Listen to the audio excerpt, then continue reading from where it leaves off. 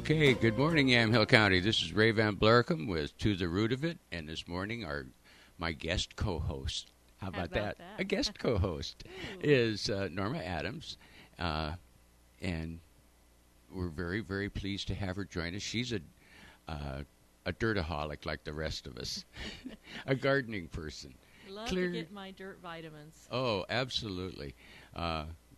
Vitamin D being the biggest one, because you got to be outside in the sunlight to do it, and that's so essential here in the Northwest. You can get a lot of vitamin D, but excuse me, I got a little horse thing going tickle, on. Huh? Yeah, I got a tickle in the back, but. Working out in your garden, although today's kind of not going to happen, we're still in this inversion layer situation where it's cold and foggy on the ground, and you go up about 4,000 foot elevation, and it's a beautiful sunny day on the ski slopes, and you just go, oh man, here we go. This is the day when you sit in your comfortable chair with your Territorial Seed magazine or the other gardening things that have shown up in the mail or continue to show up, and start making your dream list. Oh, very, very true. I have my Territorial Seed catalog laying right there, but down where the dog can't chew the pages. Oh, yeah. Somebody likes to shred. She likes to eat the pictures. Oh, it must taste good. Yeah, I think it's mostly it's a irritant thing where this is like, if you don't play with me, I will chew something up, and this is how I will do it, and then she proceeds to show me. And she knows what's important. Yes. Whatever's on top of the pile is the last thing I read, so that's obviously something that I will... It's very handy, too. I will react to. Oh, yeah. dear. Well-trained. Yeah. I'm getting well-trained. Okay. Yeah, that's for sure. The dog, she's a little too independent, but generally a pretty decent little beast. She's got a lot of attributes that are pretty handy. Does she like her dirt vitamins, too? Does she garden with you? Yes, she does. She's a Cairn Terrier, which are really severe rodent killers over in Scotland or wherever they came from. And so she doesn't dig up the plants, but she'll lay there and just look like she's just laying in the sun until she sees a little tuft of dirt kick up from a gopher or a mole. Okay. And then she will pounce, like go from laying on the ground to leaping straight up and coming straight down where that dirt's kicking up, and dig furiously. She hasn't caught one yet, but she knows what's underneath those little, when they start to kick the dirt up, and she'll go way down in the far corner of the garden and hunt moles. Does she hear them? I think so, because she'll sit there and cock her head to one side. It's fun to watch. I had a Brittany that had more terrier in her than she had Brittany because she didn't like the water, but she was a great mole and squirrel catcher, and some of the other Brittany's were too, but they would stand with one hind leg up in the air, and they would watch the tunnel, and you knew there was movement, and then they looked at you like, I dare you to come over here. Yeah.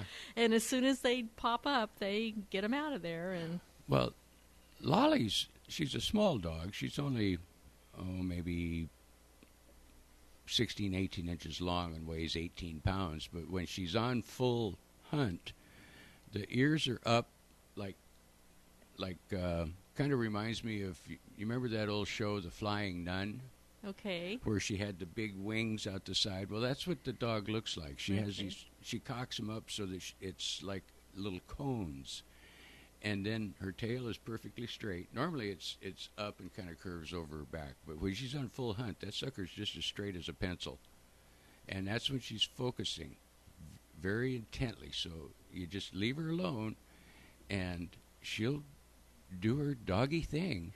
So can we talk about gophers? If you're not lucky enough to have a terrier for a dog that's a gopher hunter, I have another method that I've had, I say 100% success rate, but I probably had a gopher that challenged me on occasion. And I would... A smart aleck gopher. Yeah.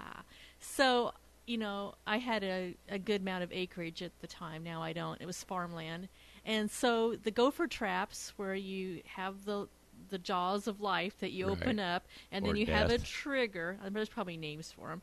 A trigger. Well, what I discovered when the gophers ate my whole 125 tulips that I had lined, that they like tulips. So I figured out if I baited that trap with the tulip bulb on the other side of the trigger so my tulip bulb was safe, I enticed them. And those gophers defy all sense of warning because they want that tulip bulb, and they would trigger it, and that'd be the last tulip bulb they went after. Oh, cool idea.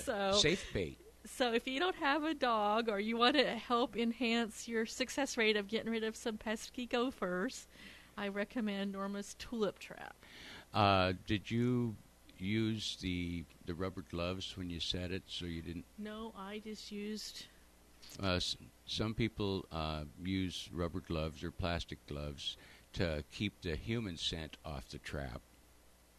But tulip bulbs, I never thought of that one. That's and then after the gopher's gone, you just put dirt over the tulip bulb and you're in good shape. Well, I just saved it because you know you have to buy, and I have to have my tulip bulbs blooming in my flower boxes up around the house in the planter boxes to be safe. And then once they were bloomed, then it's, of course, it's summertime, and so I'd have my tulip bulbs that were dormant. And then once I got through October, I would go plant them and have flowers. Do you have spring pots in your garage as well? I have some. We'll see how they survive this cold weather. It's a small garage, so it's subject. Well, we brought in one of my pots and actually dug the bulbs up to see what was going on. And the roots are nice and white. At the time, there was about a half an inch of sprout. And so I just put it all back together again and covered it up and set it out on the front of the patio. So now it gets a little bit of rain, if we ever get any. What kind of bulbs are you talking about? Tulips, hyacinths, and crocus. Okay, so crocus should start blooming pretty soon. Oh, they're peaking out. Yeah, they're up and doing fine. And daffodils, they should be getting green tops. I can see where they're just starting to break. I should have crocuses in the next couple of weeks actually blooming, and the daffodils are going to be maybe 3 weeks later than that, and then after that should come the tulips. Right. So we have something from starting, should be the first week of February if I'm lucky, if we don't get another nasty freeze. But they can handle it. Well, from the 1st of February till the end of March, I should have this nice succession of blooms. Lovely. That's the theory. Yes. And so far, so good. It looks like they're going to make it. A lot of these were just, you know how you get housewarming presents sometimes and you wonder, okay, now what am I going to do with it? And after it's bloomed, it looks like ick. A wonderful person brought me a hyacinth a couple weeks ago, and I had a little tinge of color on it. And I said, oh, this is going to be pink. It was on a Friday. And when I came back to work on Monday, was in full bloom. And I've enjoyed that for 2 weeks. What, is it pink? It was pink, and it was fragrant. Oh. And I didn't tell my coworker because she cannot stand the scented lilies. And I thought, oh, no, I'm not going to be able to keep this. So I kind of hid it in the corner of my desk, and nobody ever said anything about, what's that smell that's driving my nose crazy? Yeah, hide it behind the bookcase. So now I need to go find a place for it and plant it and see if it'll rebloom. So It could. It may have done its thing for this year, but if you find a safe place for it, or just take the whole, after you trim off the dead leaves and stuff like that, so that all the vitamins go back down into the tuber, then you just trim that off. And if you've got a place out of the way, just put the whole pot and just set it back and give it a little sip of water once a month so that it stays viable. And it'll come back next year just bigger than daylight. I'll probably put it outside so it'll be out there in some good soil, and then the leaves will just revitalize that bulb. Yeah. And then when it comes back next year with blooms, I'll remember this favorite person that gave me this little absolutely ray of sunshine in the form of a flower. It's interesting how things are so cyclical. It's if you do a little bit of research, it's pretty interesting to go ahead and get things that bloom for every month. I've seen some people that are just absolutely masters at this. I don't quite get it right, but I'm pretty close. Oh, there you go. I had nothing going on in December until about Christmas time when the cyclamens bloomed, and I forgot about them. One of the things when we moved into the condo, I had a native cyclamen tuber, and so I went and dug it up and brought it with me. And the first year we were there, it just made a little clump about 6 inches across. Well, now that is almost 2 feet across. Oh. And when it puts up those little lady slipper, we used to call them lady slippers. Yeah. When it puts up that blossom, it's just a nice clump of little purple blossoms, and they go and they go and they go, and then when they go away, boom, out come the spotted leaves, and the spotted leaves will last till it gets hot. So you're thinking about dividing it so you'll spread the color out? And I'm thinking it's time to go ahead and chop it in half, or maybe even quarter it. Sure. And they're very simple to, as long as you've got eyes on it. It's just like a potato. Okay. Except it's a very large potato. Yeah, I just think of dividing roots when I do that. And I usually use my shovel. There's probably a more Oh scientific no, way. that's it, as long as your as long as your shovel is sharp. That could have gone several ways. I've even used an axe. Oh, okay. Like when I divided hostas, because Okay. their root corm is really woody. I had some out front, and I divided those out, too. Yeah, I dig up as much of it as I can, and I just chop it up. It's quick, it's easy, it's clean, and I've got I think 5 varieties of hostas. Oh, wow. And I've shared them, probably 4 or 5 times with lots of people. One year I took and chopped them up into just little chunks and put them in pots, and every single one of them made another hosta. Oh, wonderful. So I took those to the plant sale, There you go. and about 20 of them. And you give it a couple years, and you've got this big, beautiful plant, Yeah. Yeah. And they But- may not look so great the first year, but you know that, in a couple years you've got this hardy plant that's going to do well in that location, and Yep. it's just going to thrive. Well, I'm going to have to divide them again because I've only got about a 4-foot wide area, and I've got them centered in this area. It's probably 24 feet long by 4 feet wide, and the hostas have gotten to the point now where they're up against the neighbor's house. They're over the sidewalk. Last year they spread out to where they were probably 5.5, 6 feet wide. Wow. So it's time to bring them back down, and that's as soon as I see the little shoots, I'm going to go ahead and whack them up, Oh, okay. and then just put one clump back in the hole and take the other 3 clumps, and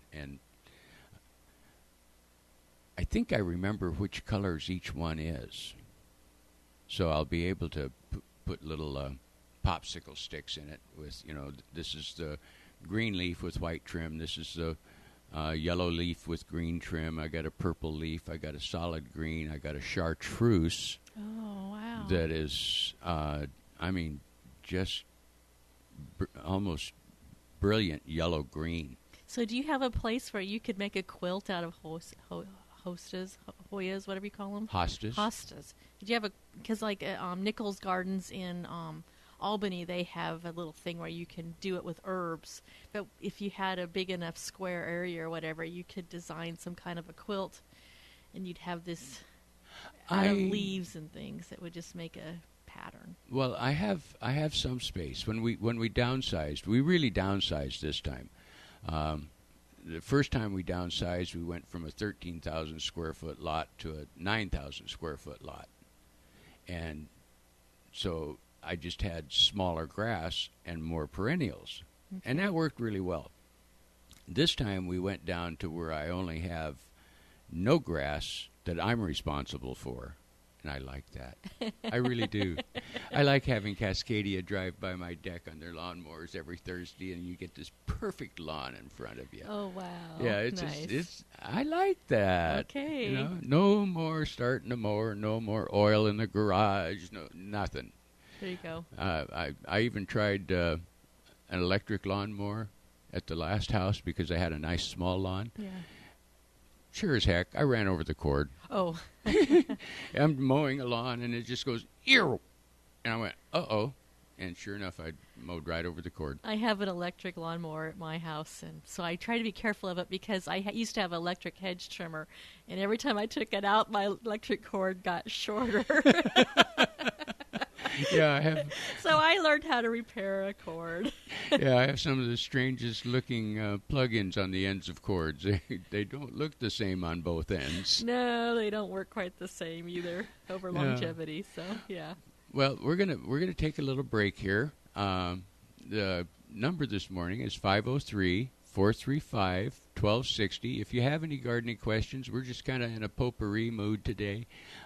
Give us a call. Anything about mulching or compost or soil amendments. We are sponsored by Recology, bless their hearts. As far as I'm concerned, that's the coolest compost in the country. I've used it for like 8 years, and have had wonderful success in my gardens. But give us a call, 503-435-1260, and we'll see what we can do about answering your gardening question, too. AM 1260 KLYC, and we want to thank Recology Northwest Greenlands for helping bring To the Root of It back to you here on AM 1260 KLYC. And with us right now is site lead Nick Olheiser. In fact, we're standing in the yard at Recology Northwest Greenlands. Nick, thank you for sponsoring the show. Thank you, and it's great to be here today. Let's talk about the redistribution, reallocation in the company. There's been a little bit of changing of names and so on and so forth. Explain what's going on.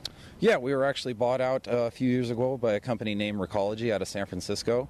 Essentially what's going on out here, there's just been a restructuring within the company. We are now more part of an organics division, which is allowing us to kind of centralize and hone in on the composting part of it, the phase that we want to be in. It kind of allows us to just share and reincorporate our knowledge within that and really build off of that. So if you're driving by WOW over here by the fairgrounds, by the Shell gas station, and you're looking for compost, and they're looking to supply compost needs for large and small producers. So even if you're the small home gardener and you just want a bucket or two, you can come down and get that. Yes, absolutely. We're located over here on Orchard Avenue. You pull in, we have anything from rock to bark dust to soil blends to just straight compost. Tell me what's unique in what you offer here to the public. What really sets us apart is the in-depth retail yard that we have. We have multiple products that a lot of other places aren't able to provide. One of our more popular features is the green waste pile.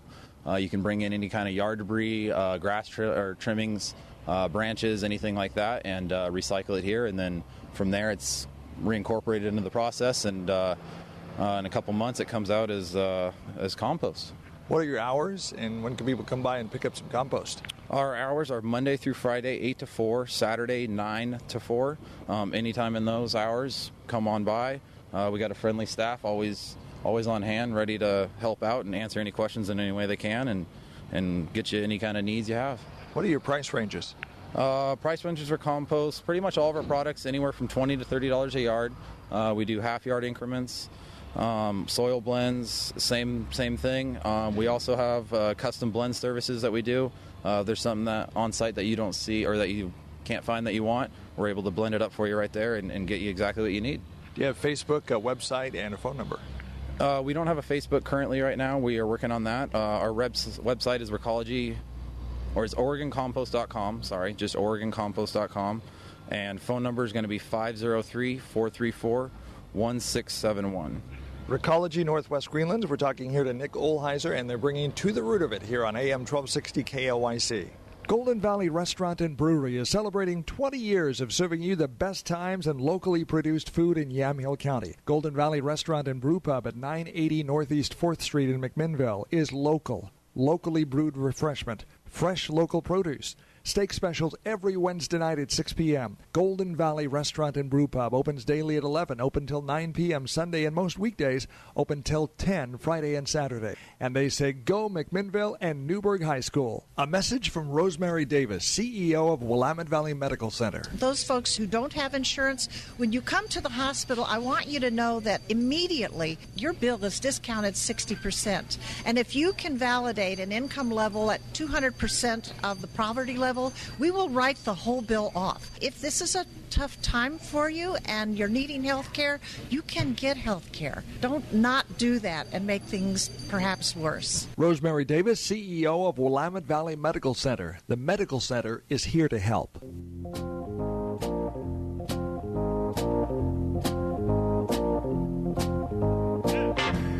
Alrighty, and we're back to the root of it.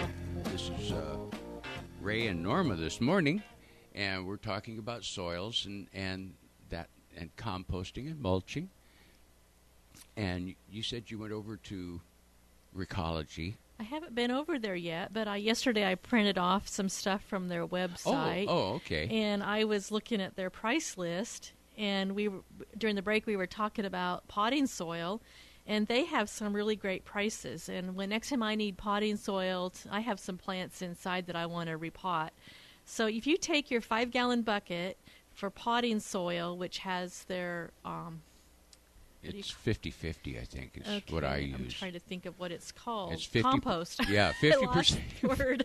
It's 50% nice sandy loam clay soil, and 50% their well-aged compost. And whenever I buy commercial potting soil, I am always disappointed. So I am just so delighted to have this option.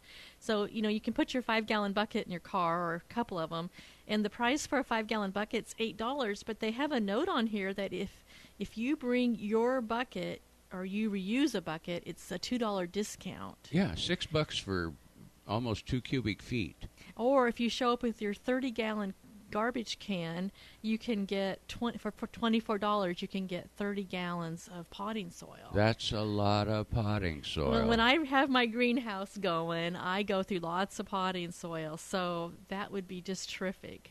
Yeah, my wife let me buy some real pots. Okay. And we went up to that pot store there on Tualatin and Sherwood Highway. Okay.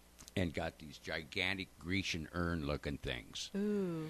They hold a lot of potting soil. Now, are they heavy, or are they like poly? No. They're the real thing. They're the real things. Okay. They're baked in such a manner as they withstand freezing temperatures. They don't chip or crack or anything like that. And I have them on little roller pads. Oh, okay. So I can roll them out and roll them back. Okay. And right now they're rolled about halfway back, so that if we get any mist or anything, they'll be fine. I don't water them in the wintertime. And then in the summertime, I roll them out to the edge of the deck, and I took and plumbed along the underside of the deck. Okay. With a feed line, my main feed line, and then I poked in little 1/4-inch drip lines, and I put those in there. So I can sit there in the shade and just reach over and turn on the faucet and water the plants. You can add some fertilizer to your water line. It'll just take care of it all. Yeah, could. I was up at went to the fair at Washington County a couple years ago, and that's a beautiful fair. It was free admission, but you'll never guess where I spent all my time with the master gardeners. And at the back of my home in Independence, the ground's gravel, and so nothing grows. It's a mobile home park, and it's kind of shady.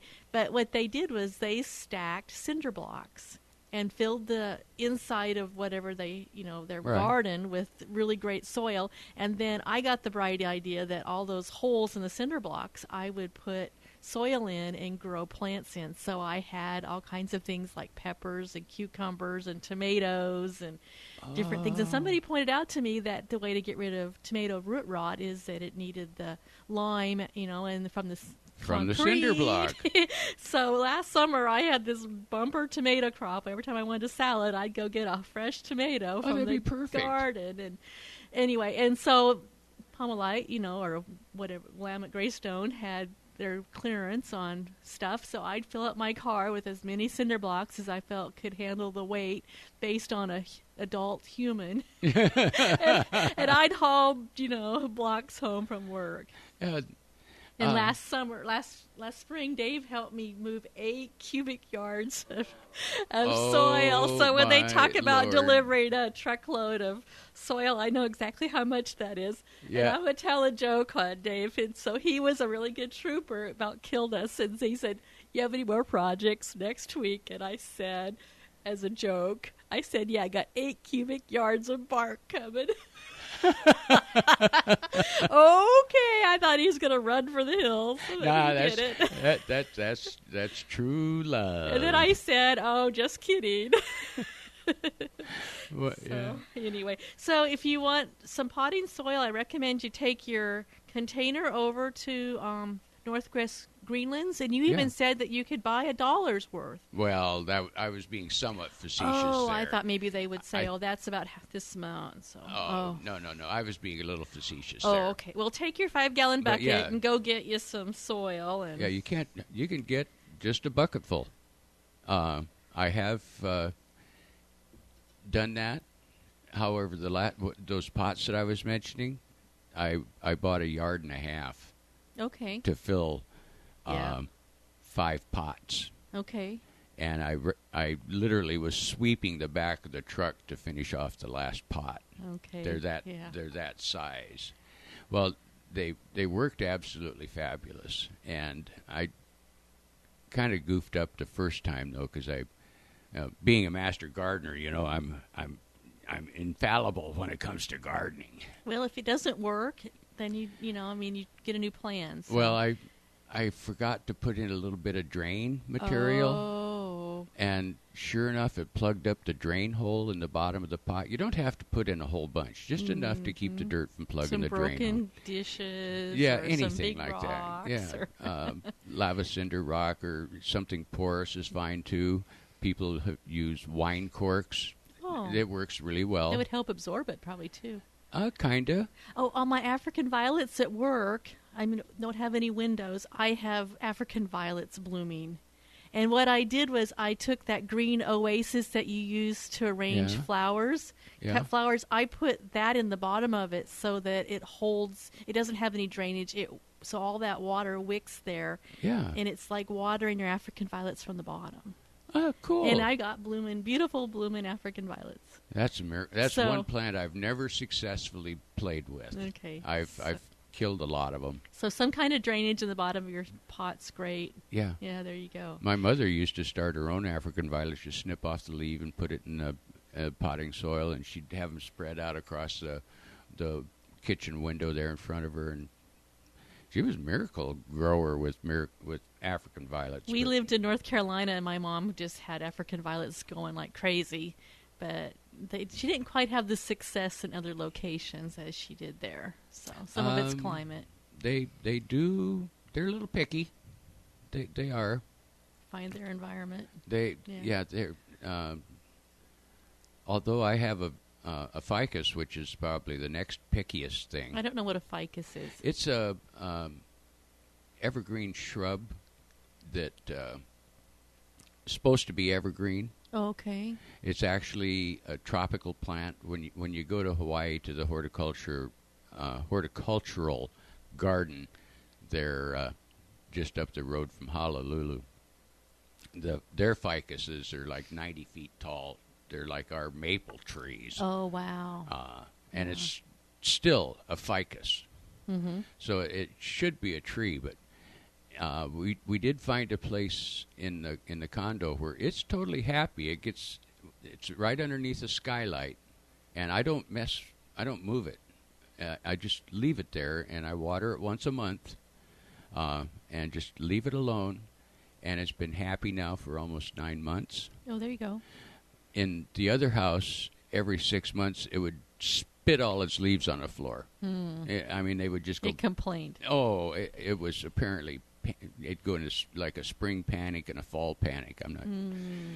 Very temperamental little thing. But at just about every 6 months, everything on it would just turn yellow and fall off. Mm. And I'd go, oh, man. And I'd vacuum it all up. And then about 6 weeks later, I'd see little sprouts, and it would try to struggle back, and it'd struggle for like 6 months, and then it'd get beautiful leaves on it, and then, So something in its environment changed with the season and didn't quite suit it. Yeah, didn't like it where it was at. I don't know if it was the floor heat vent, because it didn't have direct sunlight. It had reflected sunlight, so it should have been happy with that, because they are shade loving in their natural environment. They're kind of like an understory, like kind of reminds me of like our viney maple. Oh, okay. Where they grow under things until they get up in amongst them.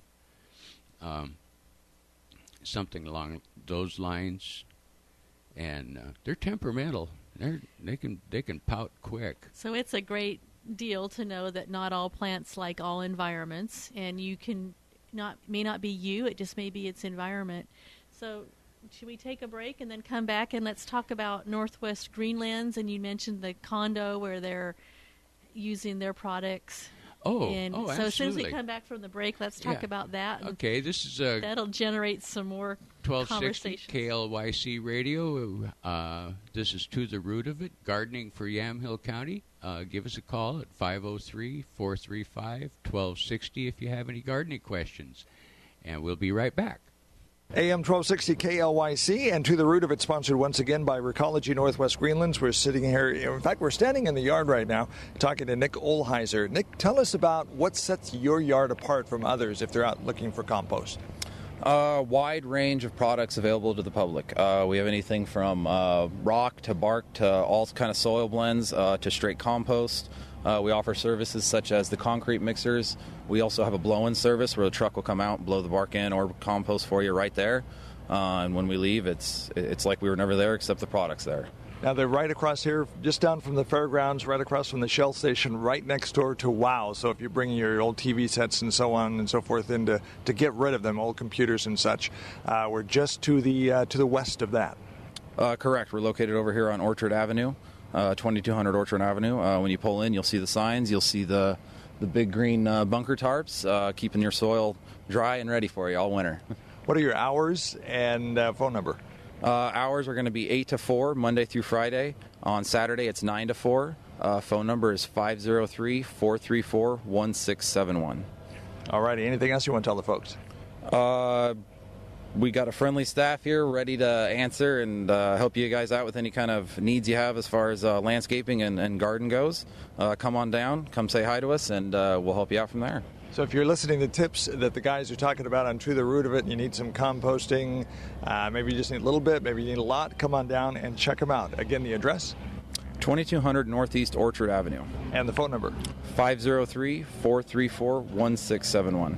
Nick Olheiser talking to us. We're here at Recology Northwest Greenlands, and they bring To the Root of It back on KLYC AM 1260. Now back to the show. It's called the Bargain Barn in McMinnville, but rather it's a walk down memory lane. Instead of selling antiques, we just sell memories. Just have a lot of fun stuff. Might find somewhere else, but I doubt it. I'm really lucky on being able to team people back up to things that they had seen in their grandparents' home, long to have those memories and those feelings.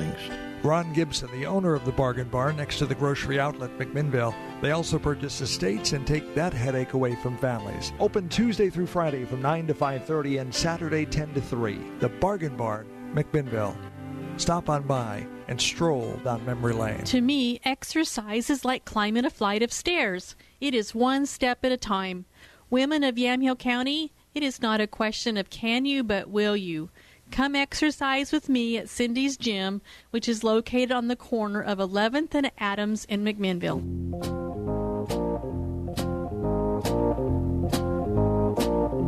And we're back to the root of it, and a little shout out to Kyle. We miss him dearly. He's down in Waco, Texas, at a genuine big hair, big boot, big hat Texas wedding.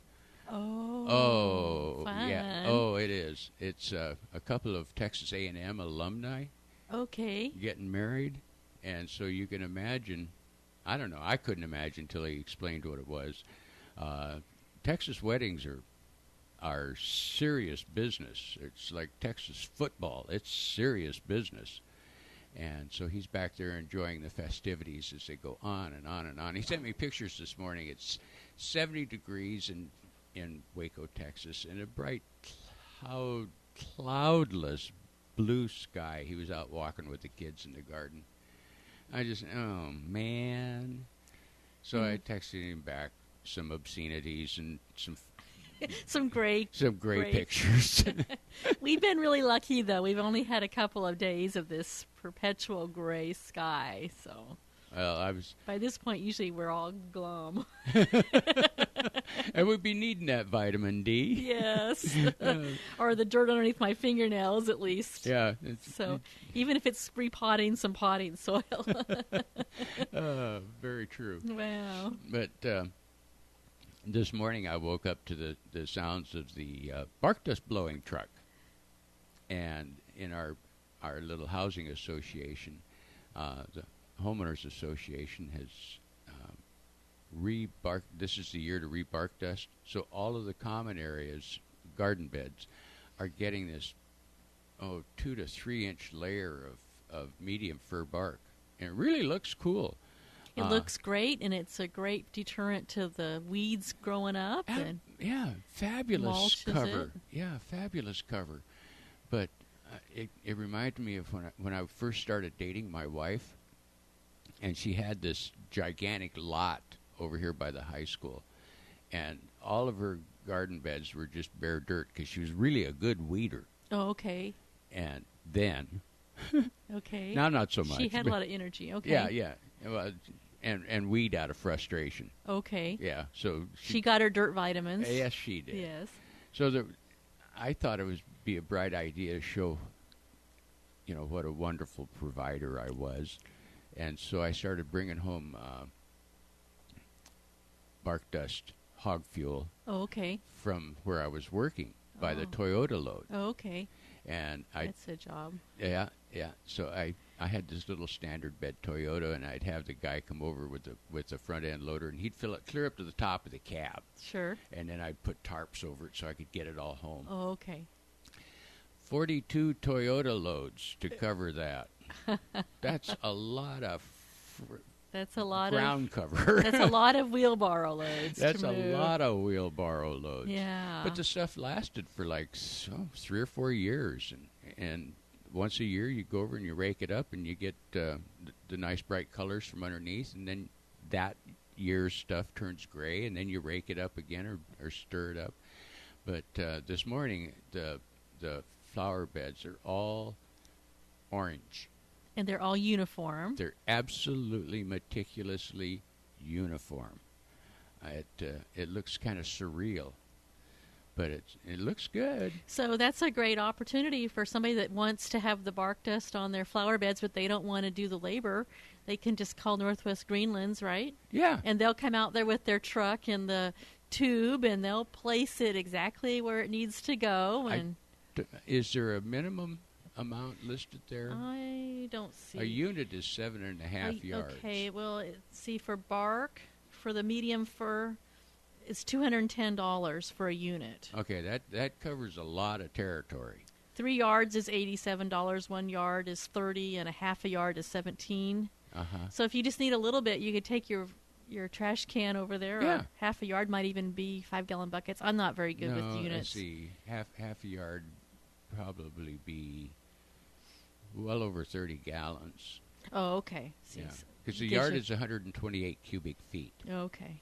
So 70 cubic, 64 cubic feet would be a half a yard. Okay. I think. So however that much relates into a garbage can, I don't know. it's about in Toyota load speak, it's about a half a bed load, is it? Oh, okay. Yeah. Okay. So it gives you a little more than half. Gives people an idea that you have some options, and it's not so bad. I mean, it's definitely much cheaper than going to the local retailer and buying a bag of bark.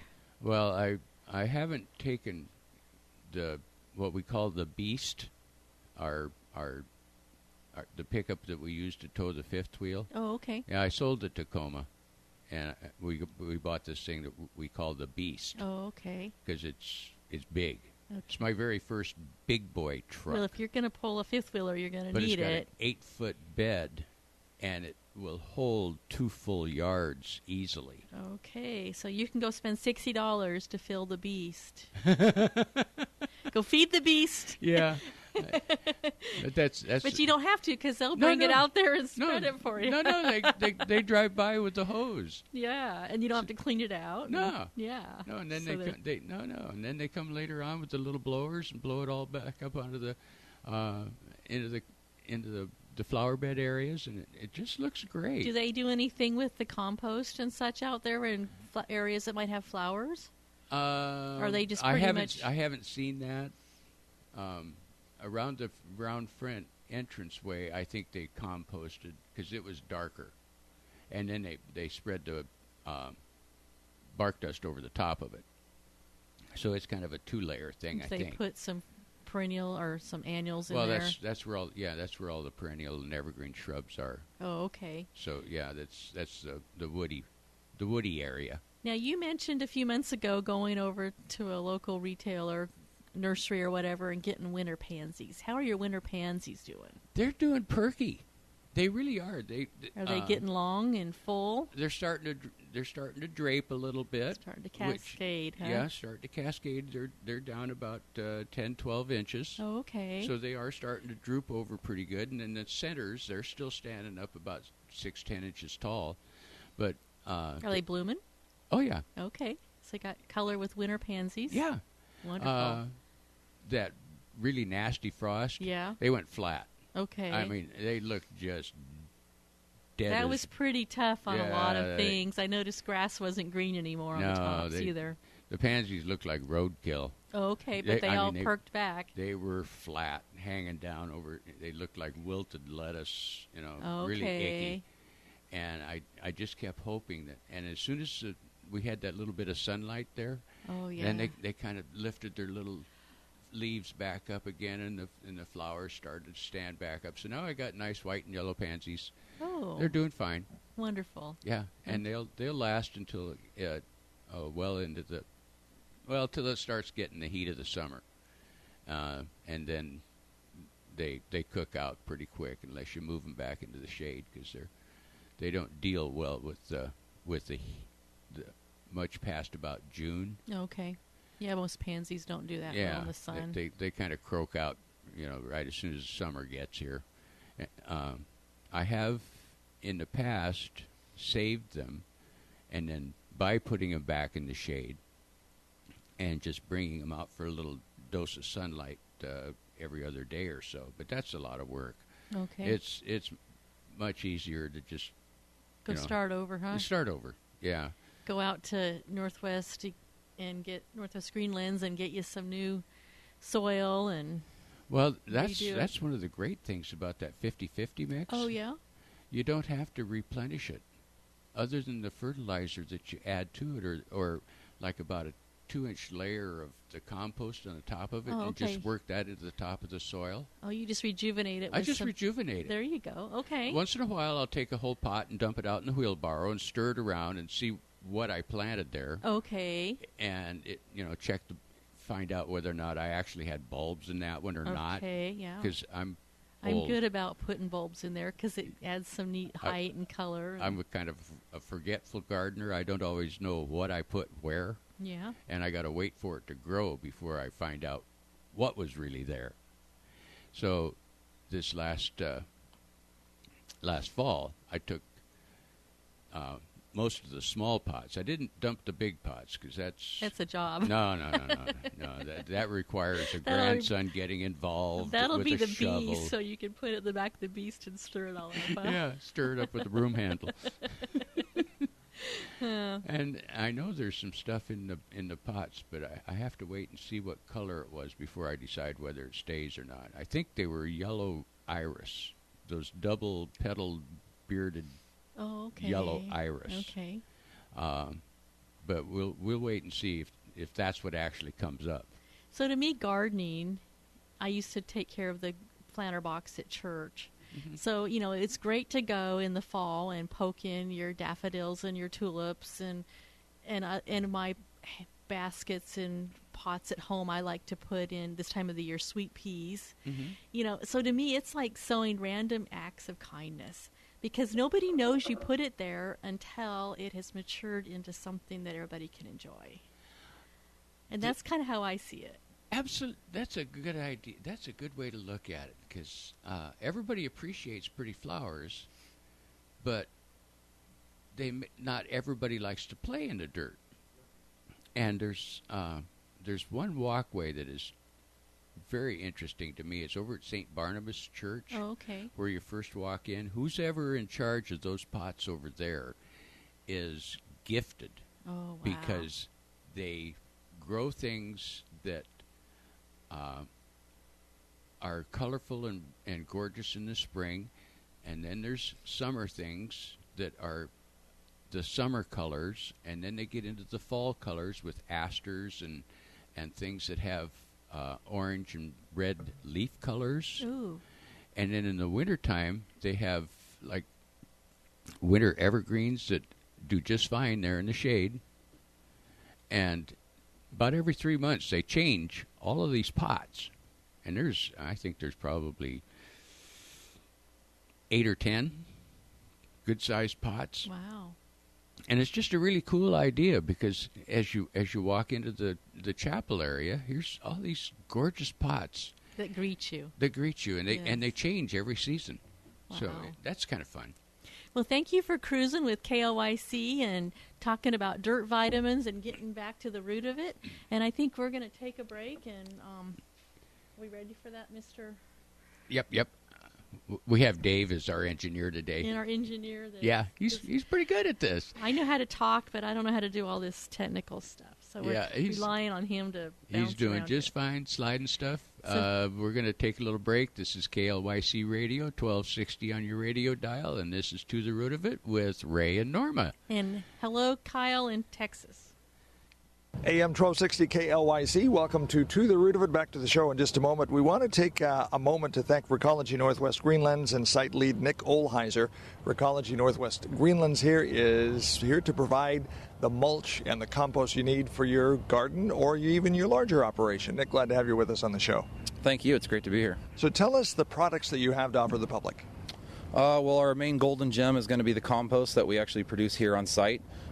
We offer yard debris service. It's dropped off. From there, it goes through the entire composting process, and there we're able to resell it to the public or to some of the more commercial type businesses.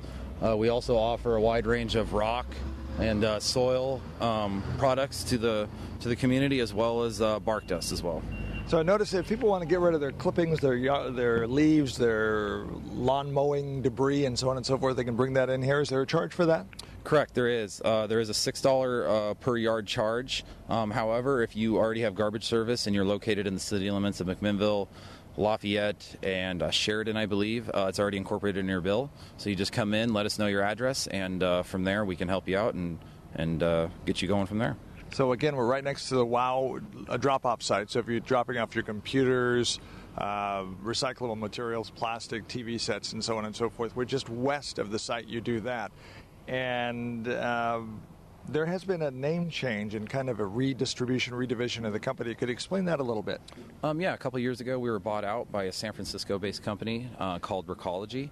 From there, we've kind of done a little bit of a restructuring within the company, and we've now fallen under more of an organics division. With that, it's allowed us to kind of hone in and centralize our knowledge on the composting operations of it, and move forward from there and try to provide the best product that we can and at the cheapest cost we can. There you go. Recology Northwest Greenlands, a sponsor. Have To the Root of It again. What are your hours? It's going to be Monday through Friday, 8 to 4, and then on Saturday, 9 to 4. And your phone number again? 503-474-1671. Bringing you To the Root of It here on AM 1260 KLYC. Thank you to Recology Northwest Greenlands. AM 1260 KLYC, we're talking to Richard at Birch Chuck Wagon in Dundee, the home of great barbecue. And if you're looking for Super Bowl food, this place you want to come. Hello, everybody. This here's Richard. I just wanted to reach out to everybody and let you know about our Super Bowl specials.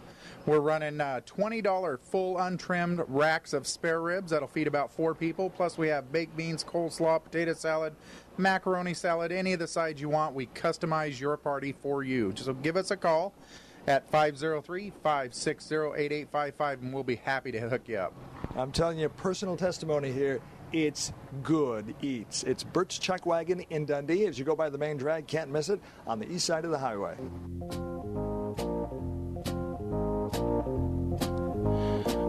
Okay, and we're back. This is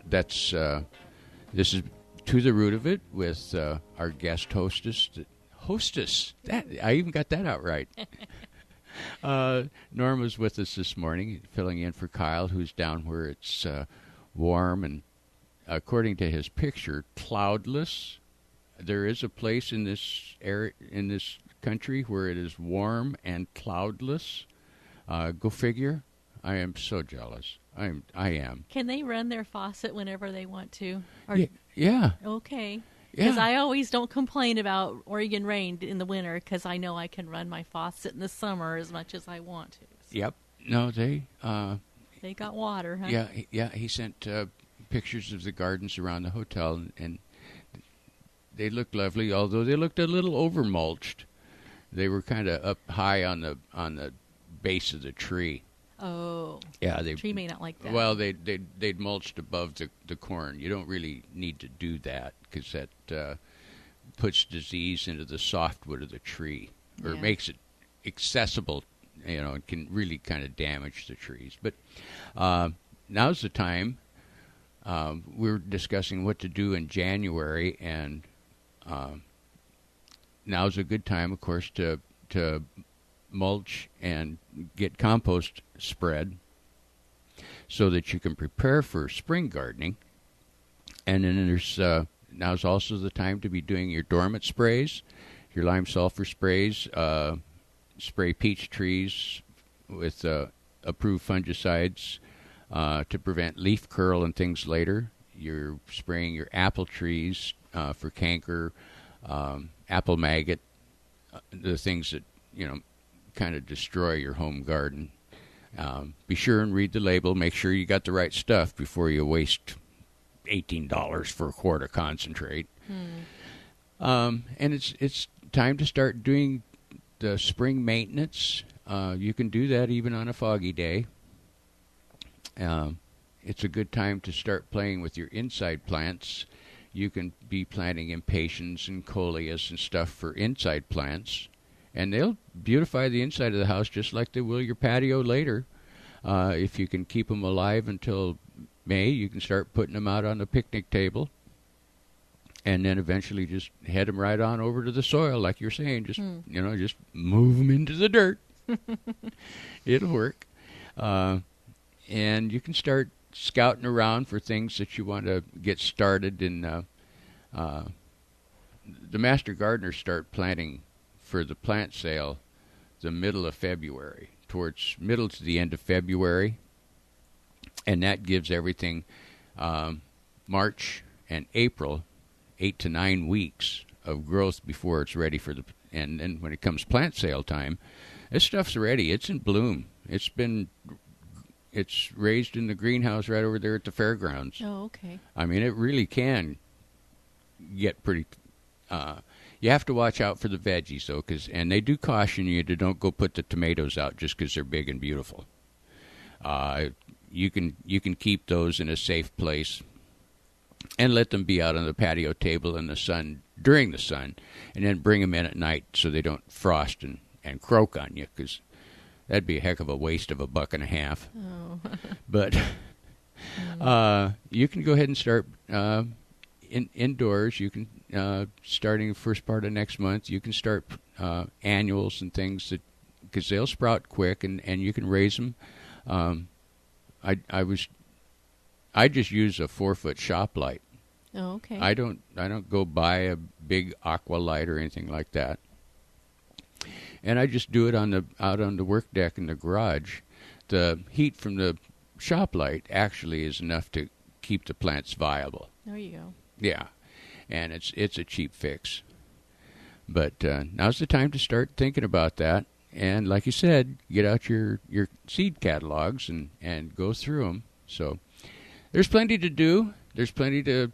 You don't have to stop gardening just because it's 36 degrees and foggy. No, you start planning and reading it. I was surprised with Territorial Seeds how some of the seeds have changed. I had certain tomatoes that I really liked when I did my garden, and I found one of them. Really? But the saucy tomato that's a Roma wasn't in there this year. So, but that's okay because you're pretty much guaranteed. At least you're guaranteed that all those seeds are going to flourish in the Willamette Valley. True. They're developed down there in just outside of Cottage Grove. In the foothills of the... Yeah, so they are definitely climatized to the Willamette Valley. They're actually, their gardens are at higher elevation than we are, so they get stressed a little bit more than they will down at our elevation. Right. You move them down to, what is it here, 120 feet? Is that... Probably. Something like that. And I think Cottage Grove is maybe 250, 300 feet. It's not that far up the valley. I didn't know if they were up in the foothills, if no, they even were at higher elevation where their gardens were. No, it's right out on the flatlands next to Row River, which is the river that comes down out of Dorena Dam. Right. And they've got Have you toured their gardens? Yes. Okay, I've always wanted to. Oh, it is worth the trip down.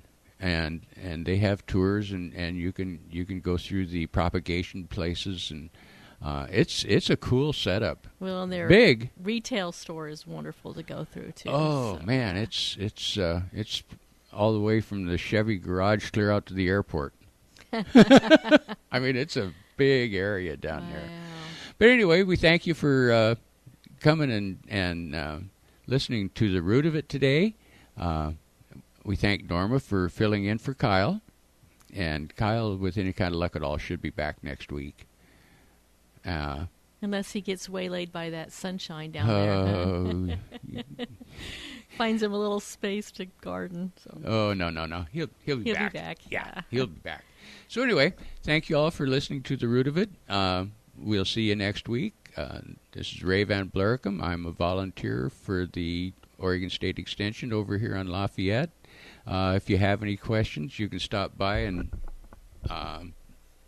discuss it at the Extension office at 2050 Lafayette. Their phone number is 503-434-7517. And you can find things at yamhillmastergardener.org. Not .com, .org. And then we're live broadcast on KLYC.us. That's what actually Kyle's watched the show this morning in Texas. So yeah, we're. So if you're traveling, you don't have to miss us. No. So anyway, we thank you all for stopping by, and you keep your tools sharp. Keep cruising with KLYC 1260. KLYC, McMinnville, Forest Grove. ABC News Now, I'm Deirdre Bryant. Amazon wants to ship your package before you even buy it. The Wall Street Journal says the company has a patent for what it calls anticipatory searches, wish lists, and returns, and even how long a user's cursor hovers over an item. The company's been working to cut delivery.